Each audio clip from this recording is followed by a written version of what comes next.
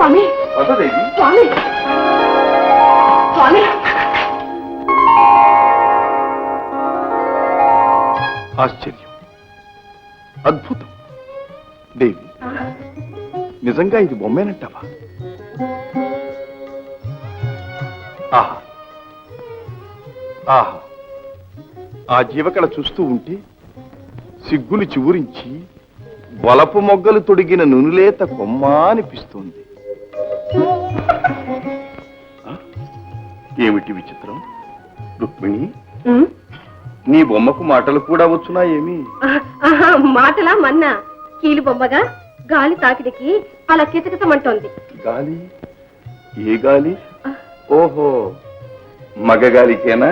అబ్బా, ప్రతి మాటకి ఏదో అర్థం చేసేలా మీరు ఇలా రండి. ఉండండి, ఈ బొమ్మ చేష్టలను బట్టి నేను రహస్యం తెలుసుకున్నాను. రహస్యమా? ఉనికి పడకండి.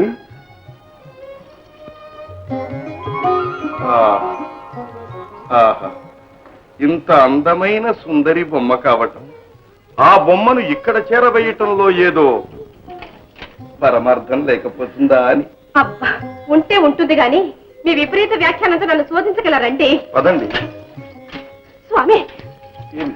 మనం ఇంతసేపు అలక గృహంలో ఉంటే నా బరువు దక్కదు.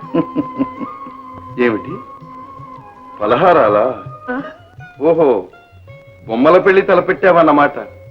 జత బొమ్మ లేకుండానే? అబ్బబ్బబ్బా, మళ్ళీ మొదలెట్టారు. అది కాదు దేవి, నీ నివేదన చూస్తూ ఉంటే ఆరగించాలని బుద్ధి పుడుతుంది. ఒక్కటి తీసుకొని. తీసుకోండి. సరే.